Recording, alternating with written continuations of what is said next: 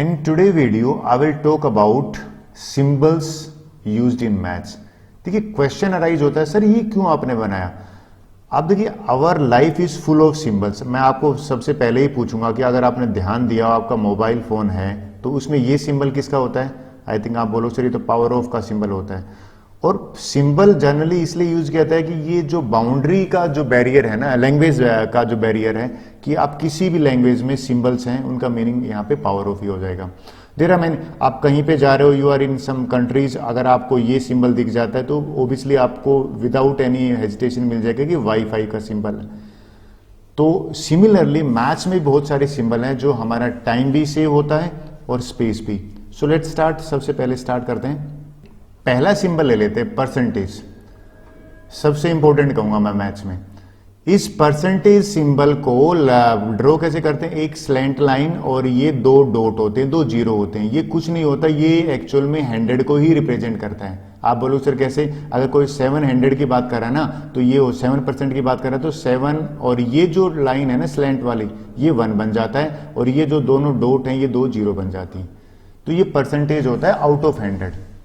मैं दोबारा रिपीट करता हूं, अगर आपसे कोई कहे कि भाई 6/100 है तो ये जो 100 है ये सिंबल बन जाता है। तो यहां पे सिंबल कैसे बनेगा, 1 को स्लैंट कर देते हैं और 2 जीरो को यहां लगा देते हैं। परसेंटेज का सिंबल है। प्लस का सिंबल, माइनस का सिंबल, मल्टीप्लाई और डिवीजन, ये सिंबल कोई नई चीज नहीं है, ये आपको ऑलरेडी अच्छी तरह से आते हैं। और बोर्ड मास अगर आपने पढ़ा होगा, याद होगा, मैं आपको हालांकि अलग से बताऊंगा। बोर्ड मास होता है भी सिंप्लीफाई करने का तरीका, उसमें डिवाइड, मल्टीप्लाई, एडिशन, सब्ट्रैक्शन, तो ये आपको ऑलरेडी पता है। 6 से स्टार्ट करता हूं। देखिए 6th में है ना इज लेस देन का बात है। ये जिस तरफ मुंह होता है ना, इसका माउथ होता है, वो नंबर बड़ा होता है। अगर मैं आपको बोलूं भी 3 इज लेस देन 5, ये इस तरह से रीड किया जाता है। 3 पहले आ गया, 3 इज लेस देन 5। अब 5 बड़ा है तो डेफिनेटली ये जो मुंह है बड़े की तरफ होगा। अच्छा, इज ग्रेटर देन में आप देखो, यहां पे आपको जो ध्यान रखने वाली चीज वो ये है, अगर 8 इज ग्रेटर देन 6 तो जो नंबर बड़ा होता है वो ये जो बड़े वाला मुंह है उसकी तरफ होगा। तो ये आपको मैंने बता दिया। नई चीज जो आती है ना वो आती है 8 नंबर। आपने नोट करा इसमें थोड़ा सा सिंबल अलग है। इसका मीनिंग है इज लेस देन और इक्वल टू। जब लेस देन और इक्वल टू सिंबल को हम दोनों को कंबाइन कर देते हैं तो एक सिंबल नया जनरेट कर देते हैं, वो ये वाला। आप बोलो सर ये यूज कहां होता है। देखिए अगर मैं ये कहूं कि भाई x की वैल्यू है ना, x इज लेस देन और इक्वल टू 3 और x इंटीजर है, तो यहां पे मैं कहना चाहता हूं कि x जो है ना वो 3 के बराबर भी हो सकता है और 3 से लेस होगा तो 3 से लेस तो 2, 1 ये हो जाएगा। आई होप ये आपको ऑटोमेटिकली क्लियर हो गया। इज ग्रेटर देन और इक्वल टू का मतलब क्या होता है कि भाई ग्रेटर देन और इक्वल टू सिंबल है ना, मैंने दोनों को कंबाइन करा हुआ है। ये यूज कहां होता है, थोड़ी सीनियर क्लास में टीचर आपको बताता है। अभी x की वैल्यू मान लो ग्रेटर देन और इक्वल टू है 5 से, तो वो ये कहना चाहते हैं कि x की वैल्यू 5 से लेके 6, 7, 8 यहां तक चलता जाएगा। आई होप ये इंपॉर्टेंट पॉइंट्स आपको क्लियर हो गए। Let's move for the next important point. Okay, अब नेक्स्ट सिंबल कर लेते हैं। इक्वल टू का सिंबल है। आई होप ये तो कोई कंफ्यूजन ही नहीं है, बस सबसे ज्यादा यूज होने वाला है। एक बड़ी अच्छी पजल पूछी जाती थी इक्वल टू का, वो मैं पजल इसके साइड में पूछ रहा हूँ आपको, सिंबल रोक के, और फिर आपको इक्वल टू का मीनिंग समझ में आ जाएगा। ये बड़ी फेमस पजल है। ये पजल है, if 1 is equal to 5, 2 is equal to 25 और 3 इज इक्वल टू 125 और 4 इज इक्वल टू 625 और 5 इक्वल टू। देखिए आपको ये बताना है, मेजोरिटी स्टूडेंट है ना वो आंसर इसका रोंग देते थे। आप बोलो सर ये इक्वलिटी से मेंटेन है, वो आंसर अगर देते थे वो देते थे 3, 1, 2, 5 है, जो कि रोंग है। करेक्ट होगा 1 इक्वल टू 5 है तो 5 इक्वल टू 1 होगा। I hope you are agree with my logic. तो इक्वल टू साइन का मैंने मीनिंग बताया है कि भाई इक्वलिटी एक्चुअल में कहना क्या चाहती है एग्जाम्पल के थ्रू। नोट इक्वल टू का सिंबल है, अगर आप क्रॉस, देखिए 3 जो है वो नोट इक्वल टू 2 है तो इक्वल टू के साइन को क्रॉस कर दो, तो ये सिंबल भी आपको कोई दिक्कत नहीं, समझ में आ गया। इंप्लाइज दैट है ना, ये मेजोरिटी स्टूडेंट रोंग करते हैं। ये मैं आपको एग्जांपल बताता हूं। देखिए when already equal to is going on, equal to sign अगर ऑलरेडी इक्वेशन में गोइंग ऑन है ना तब इसको यूज करते हैं। सर एग्जांपल बताइए, भाई मैं अगर कहूं 3x माइनस में x is equal to 8 minus 3, तो ये equal to already next step कहता है कि दिस इंप्लाइज, ये जो पूरा स्टेप इंप्लाइज करता है कि ये तो 2x बन गया और ये 5 बन गया, राइट। दिस इंप्लाइज x की वैल्यू कैसे निकालेंगे, 5/2। ये सिंबल तब यूज करते हैं जब ऑलरेडी इक्वल टू चल रहा होता है। देखिए ये इक्वल टू ऑलरेडी इक्वेशन में चल रहा होता है, तो इंप्लाइज दैट का मतलब है next step. I hope implies that का मीनिंग आपको क्लियर हो गया। नेक्स्ट ले लेते हैं, देयर फोर का सिंबल है। ये दोनों सिंबल है ना, देखिए एक दूसरे के अपोजिट है। देयर फोर का सिंबल क्या आ गया, एक डॉट ऊपर 2 डॉट नीचे, और बिकॉज का सिंबल क्या होगा, ये 2 डॉट ऊपर 1 डॉट नीचे। ये दोनों यूज करते हैं किसी थ्योरम को प्रूव करते हैं ना, तब hence we prove that this is equal, तो ये सिंबल यूज होते हैं। तो ये सिंबल आपको ज्यादातर प्रूफ में मिलते हैं, बहुत कम यूज होते हैं। बड़ा इंटरेस्टिंग है भाई, फेवरेट कहूंगा मैं, इंपॉर्टेंट भी। पाई जो है ना वो 6th या 7th क्लास में इंट्रोड्यूस हो जाता है। पाई की वैल्यू होती है 22/7, अप्रोक्स वैल्यू है 3.14। ये जो वैल्यू है ना, ये सिंबल है, ये ग्रीक सिंबल है। ग्रीक सिंबल और भी अल्फाबेट है। आप देखिए हमारे जैसे इंग्लिश के अल्फाबेट है ना, ABCD, अगर यहाँ बात को ABCD इस तरह से हैं। हिंदी की बात करें तो हमारे हिंदी में क ख ग। सिमिलरली ग्रीक की बात करें तो वहां पे अल्फाबेट है, अल्फा, बीटा, गामा, फिर थीटा भी पढ़ोगे, फिर फाई भी पढ़ोगे, फिर पाई भी पढ़ोगे, जीटा भी पढ़ोगे। तो वहां का एक अल्फाबेट है पाई, और ये पाई सर्कल से रिलेटेड है। आपने चोको पाई खाई होगी, पाई चार्ट भी पढ़ा होगा, लेकिन आपको इतना ही बता देता हूं, पाई का मीनिंग होता है 3.14 है। ये कांस्टेंट है, इसकी वैल्यू होती है, सर्कमफ्रेंस और डायमीटर का रेशियो है। बड़ा इंटरेस्टिंग है ये, मैं एक सेपरेट वीडियो इसका आपके साथ शेयर करूंगा। स्क्वायर रूट पहली बार 7th में इंट्रोड्यूस करते हैं, लेकिन चैप्टर है ना 8th क्लास में। ये क्या मीनिंग है, अगर मुझे 4 का स्क्वायर रूट निकालना है तो ऐसा नंबर जिसके खुद से मल्टीप्लाई करने पे आए तो वो 2 है, राइट। अगर मुझे 25 का स्क्वायर रूट निकालना है, 25 का स्क्वायर रूट है 5 आता है। अच्छा, एक जो नई चीज जो मुझे आपसे शेयर करनी है ना वो ये है, कई बार इस v के अंदर जो है ना वो 2 लिख देते हैं, राइट। तो 2 लिखो या ना लिखो, बाय डिफॉल्ट होता ही है, होता है 2, राइट। तो ये स्क्वायर रूट का सिंबल आपको आ गया। ये स्क्वायर रूट सिंबल है ना, कई बच्चे कहते हैं सर ये इसका मीनिंग एग्जैक्टली होता क्या है। भाई अगर मैं आपसे कहूँ ना 25 का स्क्वायर रूट है, तो ये बेसिकली 25 की पावर 1/2 है। तो 1/2 पावर है, वो हम इस सिंबल के थ्रू रिप्रेजेंट करते हैं, और ये बाय डिफॉल्ट 2 ही होता है। इसमें क्यूब रूट होता है तो 3 आता है। तो 1/2 पावर को रिप्रेजेंट करता है स्क्वायर रूट। इसका दूसरा नाम अंडर रूट भी है, अंडर रूट बोल देते हैं कई टीचर स्क्वायर रूट। पैरेलल मैंने पहली बार पैरेलल यूज किया तो मेरी क्लास के बच्चे कह रहे सर ये अपने 11 लिख दिया। 11 नहीं, देखिए अगर 2 लाइंस पैरेलल हैं, ये एक लाइन है और इसके लाइन दूसरी पैरेलल है, ये ए और बी लाइन है, तो हम ऐसे लिखते हैं ज्योमेट्री में ए इज पैरेलल टू बी। ये पैरेलल का सिंबल है, 11 नहीं होता। सिमिलरली पैरेलल की बात हो रही तो भैया परपेंडिकुलर की भी बात होगी। परपेंडिकुलर के ना 6 नेम जानता हूं मैं, आपको भी बताया होगा, लेकिन पहले मैं इसका मीनिंग बता दूं कहां यूज करते हैं। अगर एक लाइन है वो दूसरी लाइन के ऊपर 90 डिग्री बनाती है, राइट, तो मैं ये कहूं कि भाई ये मान लेते हैं ये P जो है और ये Q है, दोनों 90 डिग्री हैं। परपेंडिकुलर तो मैं लिख दूंगा P is perpendicular to Q। ये परपेंडिकुलर का सिंबल मैंने आपसे शेयर करा।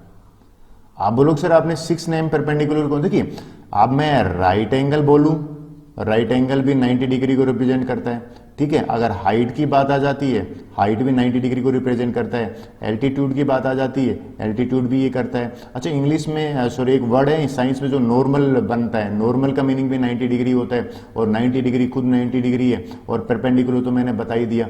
तो ये 6 नाम है जो एक ही चीज को रिप्रेजेंट करते हैं।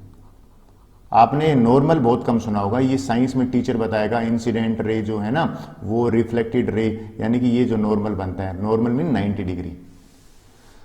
राइट एंगल का सिंबल ये होता है। सर आप बोलोगे सर ऐसा आपने क्यों बोला, भी रेक्टेंगल में हम 90 डिग्री ना लिख के ना सिंपल ऐसा कर देते हैं, यहां ये सिंबल आ जाता तो बाय डिफॉल्ट उसका मीनिंग है कि वो 90 डिग्री मेजरमेंट का एंगल है। आई होप ये सिंबल भी आपको मैंने क्लियर किया होगा। नेक्स्ट चलते हैं, मजेदार आ गया भाई, इन्फिनिटी या इनफाइनाइट। इन्फिनिटी का मीनिंग होता है मैनी, बहुत ज्यादा, हम जब काउंटिंग, देखो हम अगर बात करें ना काउंटिंग की, लाख, 10 लाख, करोड़, अरब या मिलियन, जिलियन, इनफाइनाइट हो जाता है, मैनी, काउंटलेस। सिंबल आपको बना के देता हूं, ये 8 जो है ना इसको हॉरिजेंटली बनाया होता है, ये सिंबल इन्फिनिटी का है।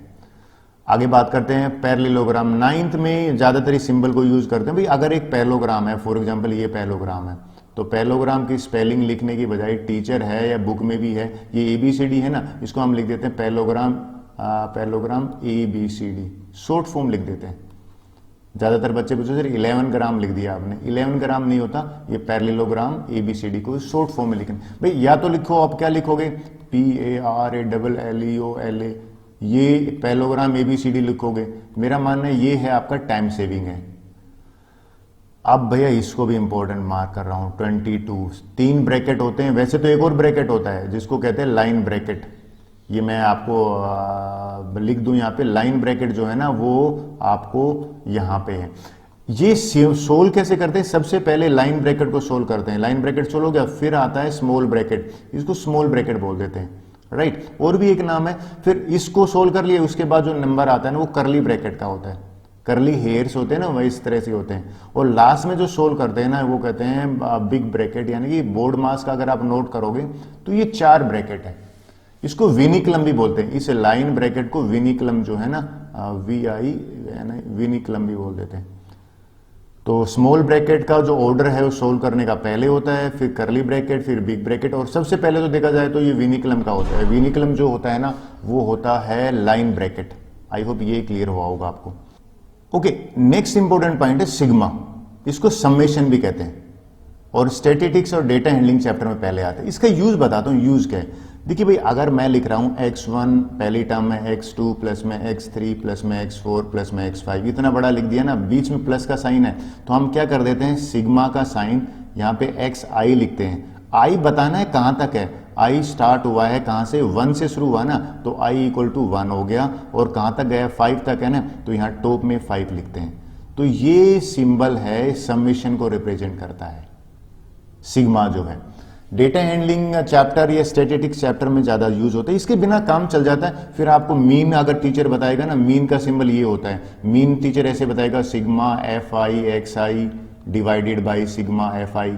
ये सिग्मा को आपको मीनिंग सिंपल है कि बीच में एडिशन कर रहा है ये टर्म्स का, ये आपको ध्यान में रखना है।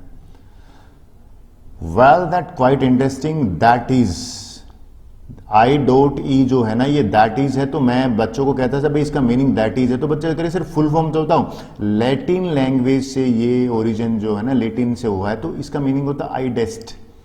आइडेस्ट जो है ना उसका मीनिंग होता है दैट इज इंग्लिश में। इसी से रिलेटेड है E.G, E. और G. इसका मतलब था फॉर एग्जाम्पल। लेकिन बच्चे कहते सर आपने फुल फॉर्म तो कुछ और है, इसकी फुल फॉर्म है एग्जाम्पली ग्रेटिया। अगेन द मीनिंग क्या होता है, फॉर एग्जाम्पल। हम समझाते हैं ना, कोई भी एग्जाम्पल देते हैं मैथ्स में, तो फॉर एग्जाम्पल ये बहुत ज्यादा यूज करते हैं। इसकी फुल फॉर्म मैंने इसलिए बता दी क्योंकि अगेन ये लेटिन ओरिजिन वर्ड है, तो लेटिन में एग्जाम्पली ग्रेटिया का मीनिंग इंग्लिश में अगर करते हैं ट्रांसलेट तो फॉर एग्जाम्पल होता है। ये बहुत कम यूज करते हैं, इंग्लिश सब्जेक्ट वाले ज्यादा यूज करते हैं। विज का मतलब नेमली होता है, तो ये मैथ्स में मैंने बहुत कम यूज किया, एज ए मैथ्स टीचर मैंने नहीं यूज किया। नेक्स्ट सिंबल ले लेते हैं। Well this is 27th one. Congruent meaning होता है आइडेंटिकल, राइट। अगर 2 स्टैंप है ना, या 2 रुपए, 1 रुपए के 2 कॉइन है, तो वो दोनों कॉन्ग्रेंट होते हैं। लेकिन पता है यूज कहां होता है, पहले बार चैप्टर में, 7th में भी है, 9th में भी है। अगर ये 2 ट्रायंगल है ना, ट्रायंगल ABC और ट्रायंगल PQR, अगर ये दोनों आइडेंटिकल है, तो ये देखिए सिंबल क्या आता है, ट्रायंगल ABC इक्वल टू का साइन, छोटी सी वेव ऊपर है, ट्रायंगल PQR। इस तरह से रिप्रेजेंट करते हैं। इस सिंबल का मीनिंग, लिखने का तरीका दोबारा बता दूं, इक्वल टू साइन के ऊपर छोटी सी वेव बनाओगे ना, वो कॉन्ग्रेंट हो जाएगी, यानी कि आइडेंटिकल हो जाएगी। अच्छा, इसी के साथ मैंने सिमिलर बताया, बताऊं सिमिलर ट्रायंगल और कॉन्ग्रेंट ट्रायंगल में फर्क होता है। सिमिलर जो है ना, वो दोनों की शेप जो है ना वो सेम होती है, ये दोनों सिमिलर कह सकता हूं मैं, लेकिन आइडेंटिकल नहीं। आइडेंटिकल का मतलब है सुपर इंपोज करने पर बराबर हो। यहां पे सेम शेप है, मैं थोड़ा दोनों में डिफरेंस बताता हूं। सेम शेप है, दोनों ट्रायंगल है, लेकिन डिफरेंट साइज है, राइट। डिफरेंट साइज है, और साइज भी एक प्रोपोर्शन जो होता है ना उसमें इंक्रीज करी है।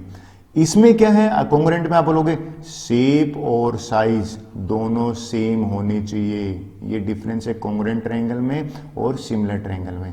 10th क्लास में ज्यादा सिमिलर ट्रायंगल के बारे में पढ़ते हैं, उससे पहले नहीं पढ़ते। ट्रायंगल का यूज करते हैं। देखिए हम कभी भी कोई ट्रायंगल ड्रॉ करते हैं ना टीचर, तो ये इस ट्रायंगल का मान लेते हैं नाम ABC है, राइट। इंक चेंज कर लेता हूं, मैं रेड ले लेता हूं। दो तरीके, या तो आप लिख दीजिए ट्रायंगल ABC या शॉर्ट फॉर्म में ये लिख दीजिए।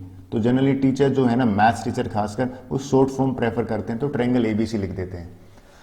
रेशो वर्ड का मीनिंग ही कंपैरिजन है। आई होप ये तो कंपैरिजन करते हैं ना दो चीजों का, उनको रेशो बोलते हैं। तो अगर मान लो मैं कहूं कि भैया दो कंपनी है, सोनी का मोबाइल है और सैमसंग का मोबाइल है, और उन दोनों मोबाइल को मैं कंपैरिजन कर रहा हूं ना, किसका स्क्रीन, भाई एक का स्क्रीन है वो 6 इंच का है, दूसरे का है वो 7 इंच का है। तो रेशो का मीनिंग, इसके सिंबल क्या होता है, दो डॉट। मीनिंग क्या होता है, कंपैरिजन, सेम यूनिट होनी चाहिए। ये होता है जब दो रेशो बराबर होते हैं, तो प्रोपोर्शन कहते हैं, इक्वलिटी ऑफ टू रेशो। ये दो रेशो को कंपैरिजन है, इक्वलिटी ऑफ टू रेशो, उसको प्रोपोर्शन कहते हैं। और ये कब यूज होता है, जैसे एग्जांपल देता हूं, भाई मैंने लिख दिया 2:4 है ना, ये बराबर है 5:10 के। आप करके देख लीजिए, ये भी मिनिमम 1/2 आ रहा है, ये भी 1/2 आ रहा है। और वैसे एक तरीका भी है, टीचर ने बताया होगा लोअर क्लास में, इन दोनों का प्रोडक्ट और मिडिल का प्रोडक्ट सेम आता है। तो प्रोपोर्शन का सिंबल होते हैं 4 डॉट। मैं सिंबल पे कंसंट्रेट करता हूं। एंगल का, वेल आई होप ये ऑलरेडी हमने करा भी है लोअर क्लास में, फिर भी बताता हूं। ये अगर एंगल है ना, और बीच में जो जहां पे ये एक टर्न बनना है ना, ये कॉमन वर्टेक्स, तो इसको ऐसे लिख देते हैं एंगल ABC, या एंगल B लिख दो, एक ही बात है, क्योंकि B जो है ना वो कॉमन वर्टेक्स है दोनों लाइन के बीच में, दोनों रे के बीच में। ट्रायंगल का हमने यूज कर ही लिया। देखिए with this our all symbols are over. Thank you very much.